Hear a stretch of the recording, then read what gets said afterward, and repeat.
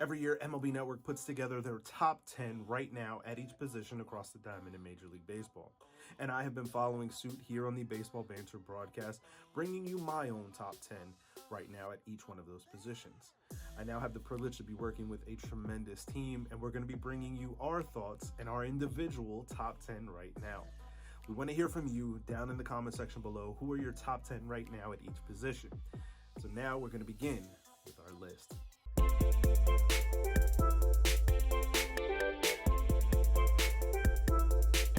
And we are back at it once again, bringing you our top 10 right now.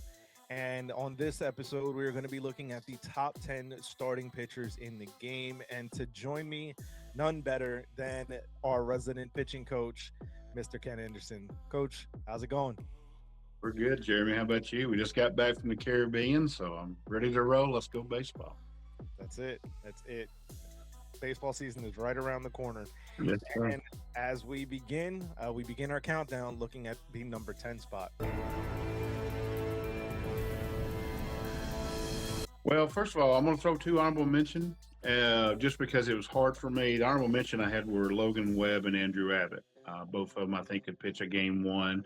And when I look at it from a pitching coach, who can pitch game one or in college pitch that Friday game? So my number 10 was Freddie Peralta. Freddie's a dynamic pitcher. He's somebody that can pitch deep in a game, durable arm, can throw me 100 pitches if I need to.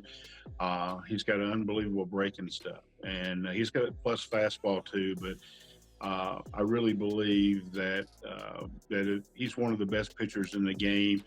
I would like, reason not a little bit higher on my list, I'd like for him to maybe pitch a little bit better in the postseason than he has. But I got him at number 10. Yeah, so I find it very interesting that your honorable mention being one of them being Logan Webb, because that's my number 10, Logan Webb. And you know, Freddie Peralta would be my honorable mention. It was a really difficult battle for me between the two to kind of cap out my list at number 10 here.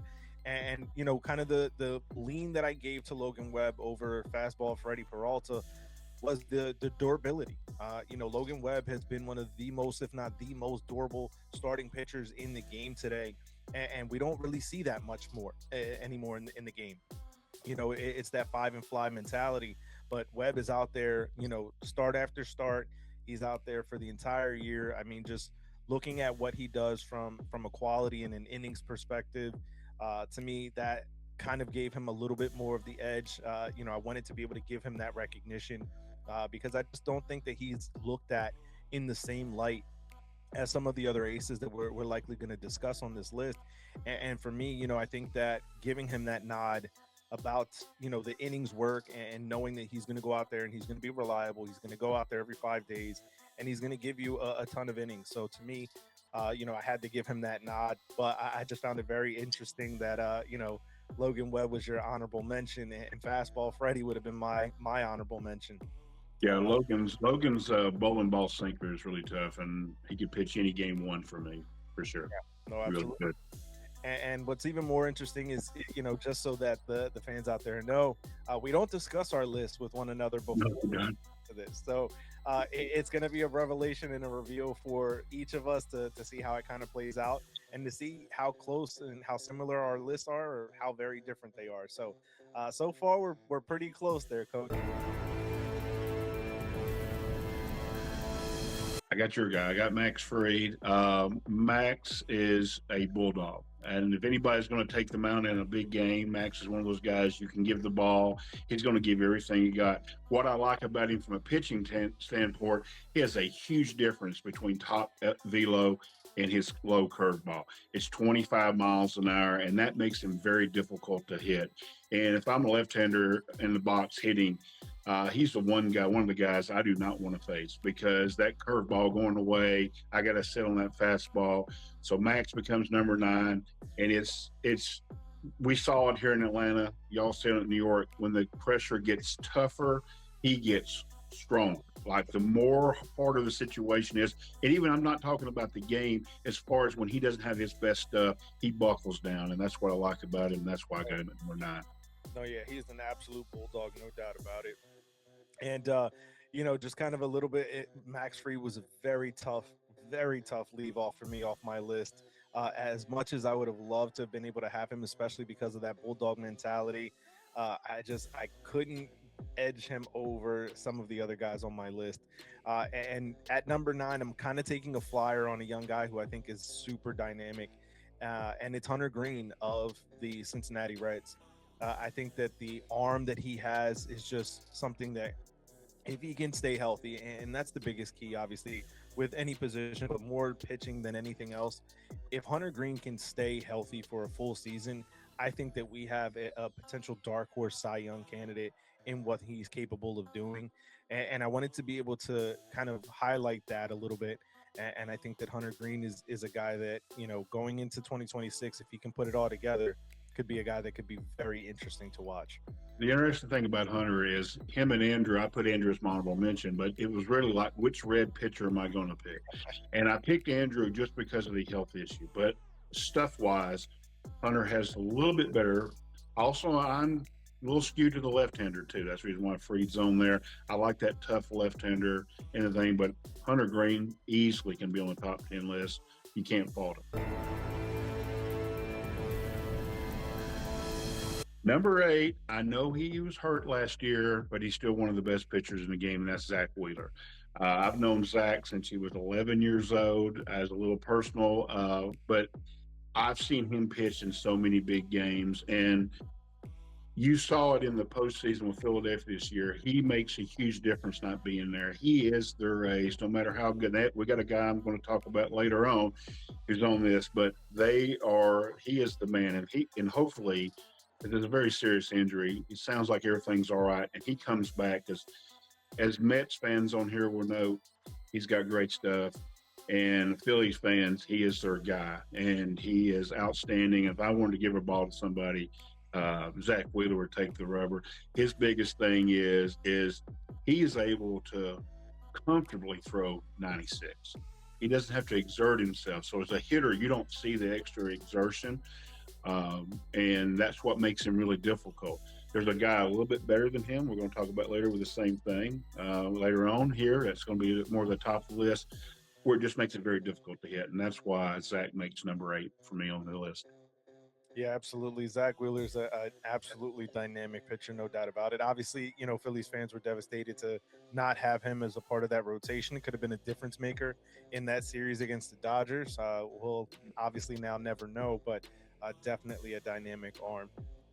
Now, for me, at number 8, I have another young pitcher that to me is on a very big rise and a very big incline, and that's Hunter Brown from the Houston Astros.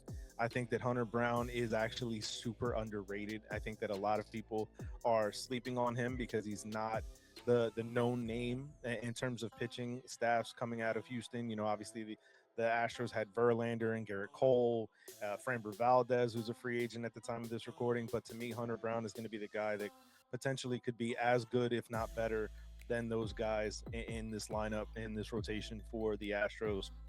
To me, what he does is very similar in terms of his style and his delivery to Justin Verlander. And I think the tutelage that he got under JV, the time that they were together in Houston, is really going to loom large for his success. And when you just look at his numbers and you compare him to some of these other pitchers, it's like, man, how is everybody sleeping on this guy? So for me, Hunter Brown is a guy that I want to take a very long look at, and he's my number 8. You'll see how much I'm not sleeping on Hunter Brown in a little while. So we'll find out. So he's a little bit higher on my list. That's how good I think Hunter Brown really is. Great choice.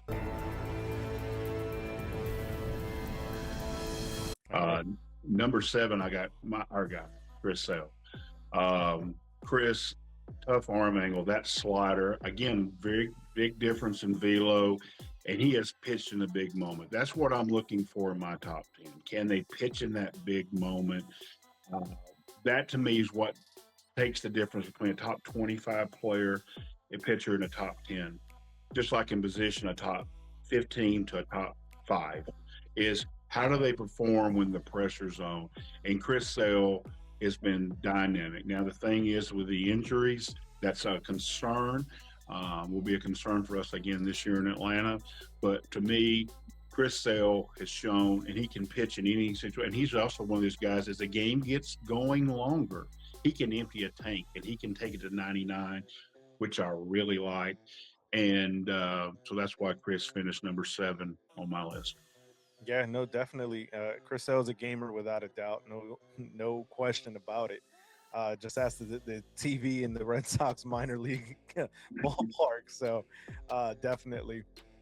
Now, speaking of big game pitcher, my number 7 is Yoshinobu Yamamoto.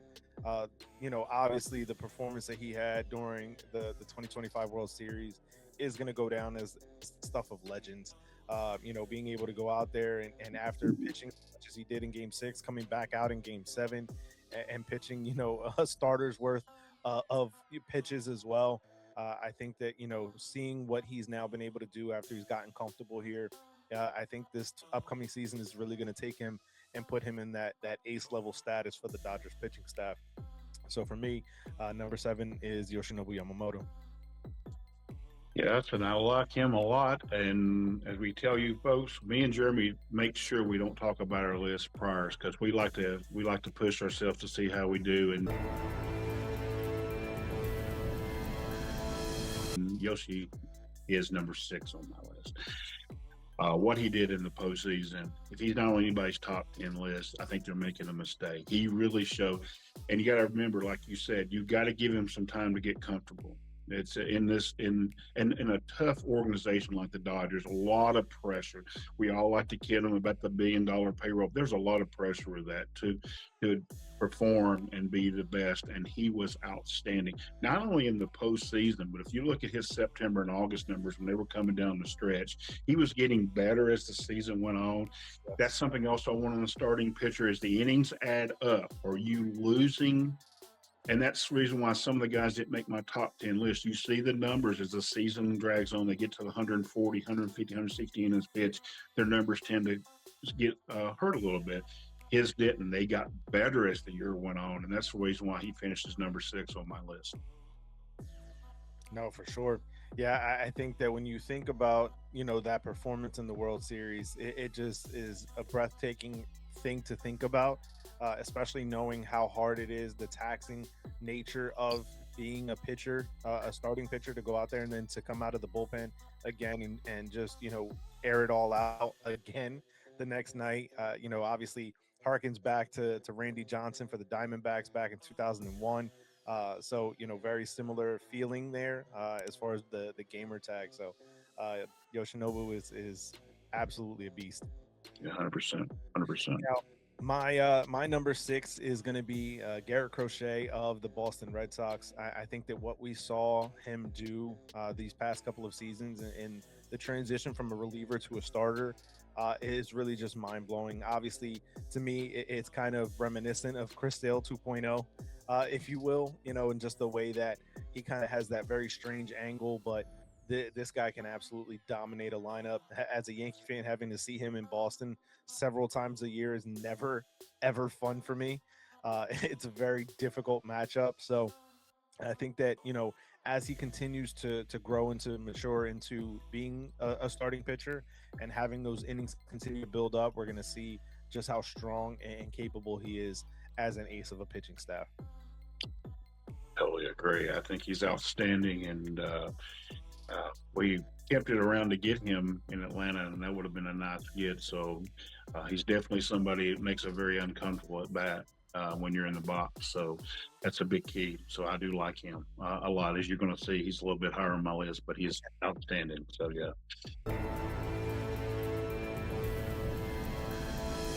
Number 5 is, I really debated here because he had a great season, and I'm going to probably get some people maybe, but Christopher Sanchez finishes number 5. And the reason why I could maybe play some more, I mean, he led the pitchers in WAR this year. And, you look at his xFIP and his xERA, outstanding. He definitely could finish in the top 3. And I knock anybody that puts him there. And anybody puts him a little bit behind me, I can see that as well. Because the reason I have him at 5 is he looks like he's going to be it. But what I want to see is I want to see the second year when all the hitters make their adjustment. Yeah, and he has to make his adjustment. And that's what baseball is you make adjustments, I'll make adjustments. And we'd always talk to our kids. We beat them the first time. Understand they're studying. We're going to have to get them out maybe a different time, or maybe we can do it at the same time, but we have to learn as the game goes on. So I want to see Christopher Sanchez do that. And, but I think he's outstanding. I think he has a chance if he can keep developing to maybe win a Cy Young one day. So I like him that much. And that's the reason I got him at number 5. absolutely. As we mentioned earlier, we don't discuss our list with one another heading into this. I also have Christopher Sanchez as my number 5. For everything that you said, I mean, there's nothing more that I could tack on than everything that you've already mentioned about his incredible talent. But it is, he could have been higher, he could have been lower. It's about seeing that second year. It's about seeing the adjustments to the adjustments that are going to be made on him now after a full season of what we saw last year in 2025. So without a doubt, Christopher Sanchez is an incredible talent, and it's just a matter of seeing that maturation, seeing him how he handles the adjustments by hitters to what he's been able to do and how he adjusts back. So without a doubt, Christopher Sanchez is a monster and deserves to be in the top 10. And like you would talk about facing Crochet, we get to face him a lot in Atlanta, and we're not looking really forward to it. He's an outstanding pitcher. My number 4 is the guy you had a little bit lower. I told you I liked him a lot. Is Hunter Brown. Hunter Brown is outstanding. And what I take about for Hunter Brown, he's been there, and I'm with you. I think Verlander taught him how to change speeds, when to not gas it up, when to gas it up. And Justin did that better than probably any pitcher we've seen in the last 20, 30 years. And I see that from Hunter. Also, what I like about Hunter Brown is Houston has gone through this change. And I think him and the guy that you mentioned earlier, that's a free agent as we speak right now, who's just off the list of I think most people's list, Framber, kept them in the race to win the. I mean, that was the only really reason they struggled as a lineup hitting so many times, especially when Pena went out. And you could just count on Hunter Brown. I don't gamble per se, but I got some friends that like to do that. And I say, take Hunter Brown games and mail it in. You're going to make money. And they did, because Hunter Brown is just money. He gets on the mound. You're going to get 7 innings. You're going to get the 9 to 10 strikeouts. You're going to get 1 to 2, 3 runs. That's it.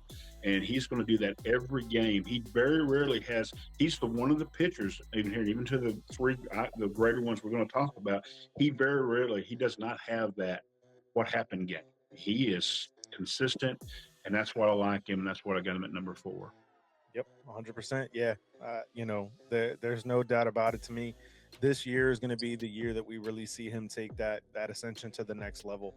I genuinely believe that. And for me, I think that, this could be a guy that we see pushing into the top 3 next year. That's how talented this young pitcher is. So as we get to my number 4, it's someone that you mentioned earlier, and it's Zach Wheeler. Obviously, the injury concerns have to be there, but this is a bulldog. This is a workhorse. And as we mentioned earlier, you saw the difference in the way that Philadelphia felt in the postseason without him there pitching game 1. I think that, even with the maturation and the growth that we saw out of Christopher Sanchez this year, Zach Wheeler is the guy that takes it to another level for that pitching staff. And if we can get a healthy year out of Zach Wheeler, it's just, sky's the limit for his talent. Just to add a little bit more to what you already said about his tremendous ability. So for me, Zach Wheeler's number 4. Yeah, I love Zach, and he's really scary, and we hope he all does come back. As a baseball fan, you want him to come back and be great. And so it'll make our rivalry even that much better with Philadelphia. So it'll be fun. My number 3 is Garrett Crochet. I think Garrett is a phenomenal. I don't know how you kind of hit him sometimes when he's on. He commands probably the best of commanding all 4 quadrants of the zone of any of the pitchers we talk about.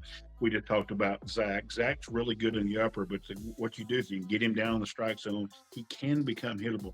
But with Crochet, that's really hard to find, because He can hit any quarter of the strike zone and he can be successful. That's what I like about him.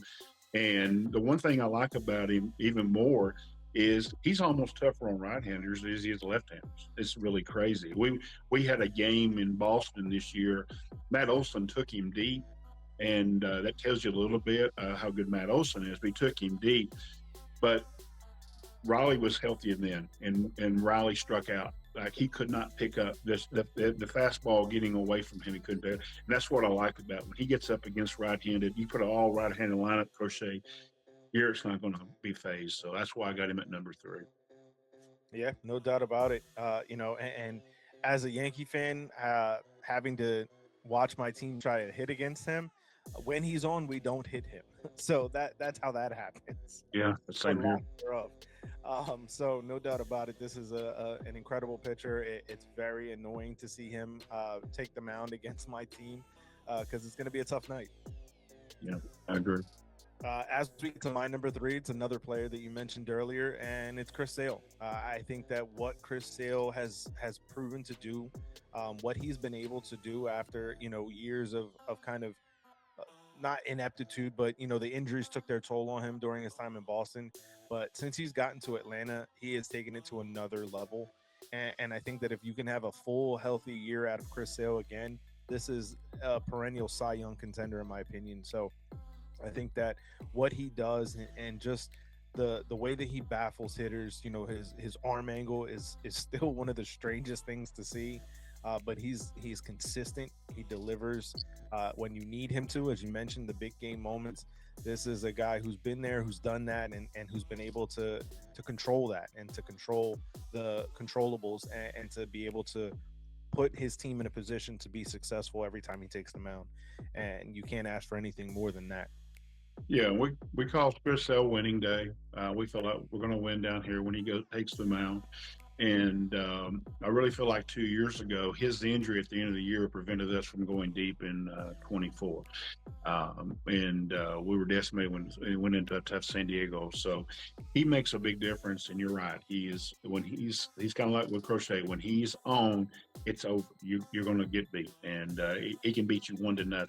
He won a game last year in Samson 1-0. He can do that. And that's what makes him at top of the list. So I can see him that high as well.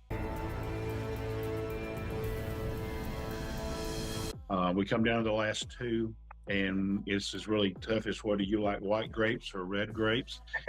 And me, I've got Skeens number 2. And there's nothing you don't like about him. I mean, he, same deal. We were talking about how to, master the pitching late in the games and everything. This was a guy we were talking about. He's very consistent. He's going to give you everything he's got. I'm going to hold off on the difference what I think when I talk about number 1, but he is outstanding.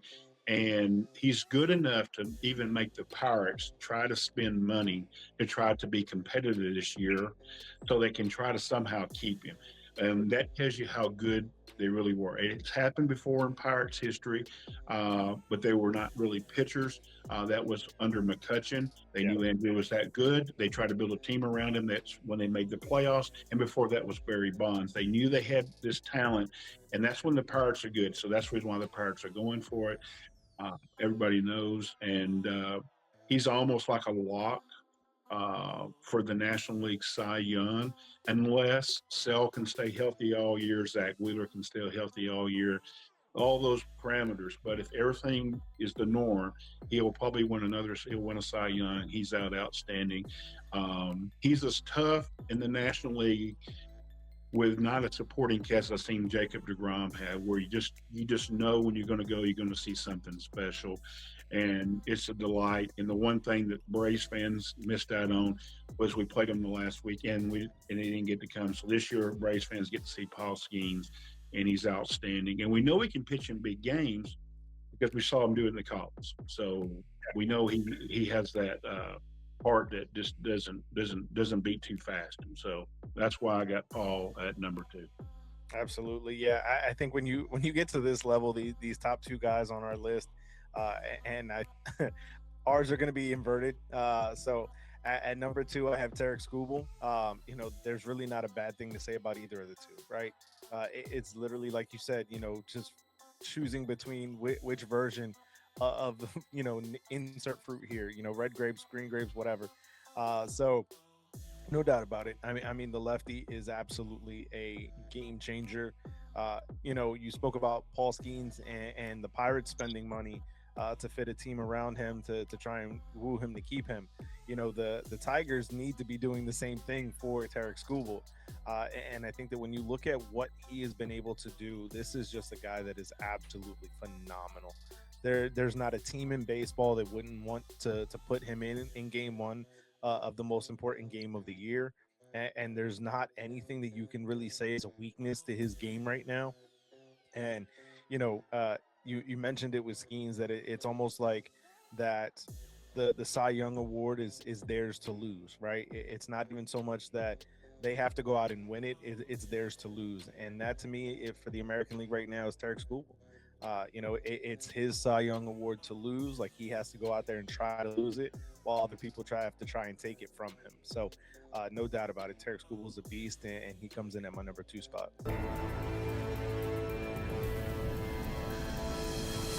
Yeah, I got an inkling when I saw the Pirates hat that we had inverted these top two. But my number one is Tarek Skubal, of course, and you hate to nitpick and find this is not a negative against Paul Skeens. It's a positive with Tarek.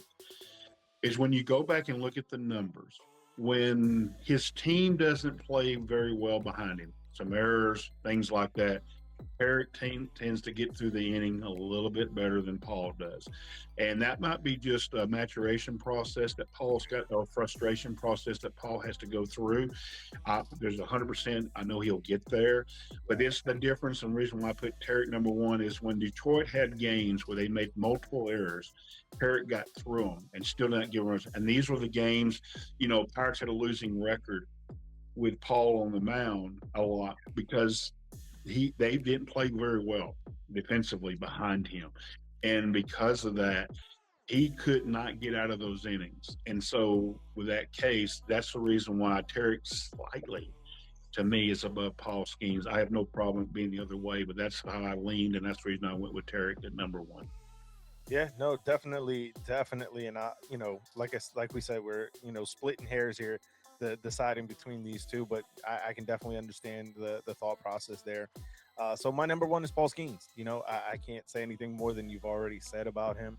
This is a guy who I believe, as he continues to mature and develop his game, is going to be a guy that absolutely takes it to the next level. And this might be a tough comp to try and state, um, but he reminds me of Roger Clemens, right? The guy that was going to be able to dominate for years, for decades even, and a guy who I think could potentially threaten Roger Clemens' 7 Cy Young Awards. That's how talented I think that Paul Skeens is, and I think that as young as he is, and if the Pirates, as they're seeming to do right now, are going to put a team behind him that can actually do something for him, I think that we're going to see a absolutely dynamic talent take it to an even higher level than what he's already done.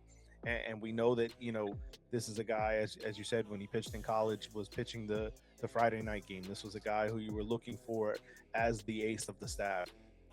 And I think that we could see an absolutely crazy level be taken to.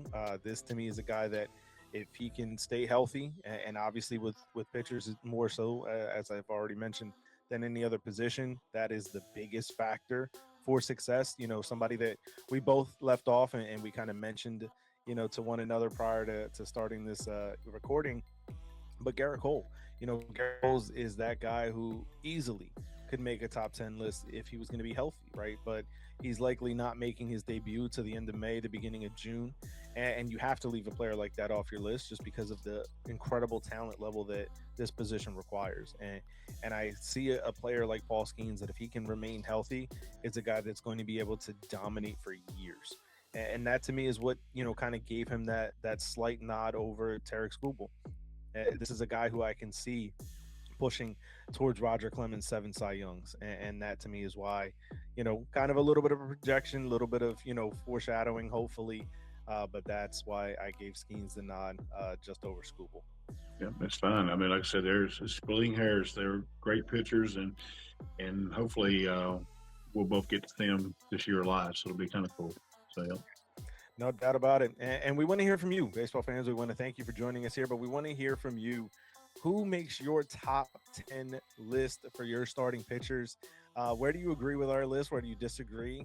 And let us know what your thoughts are down in the comment section below. We love being able to discuss the game of baseball with all of you down there. So we really appreciate the comments. And while you're down there, if you haven't already, make sure you hit the subscribe button down below, as it truly does help us continue to build and grow this baseball community here on the Baseball Banter broadcast. As you see, we have a ton of new content coming your way with a ton of new faces that you're getting very much used to seeing on the channel now. So definitely hit it that subscribe button and lock it in with us as we approach this 2026 season.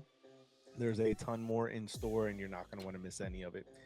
So, for Coach Ken Anderson and myself, we want to thank you guys for joining us, and we'll catch you on the next video. Peace.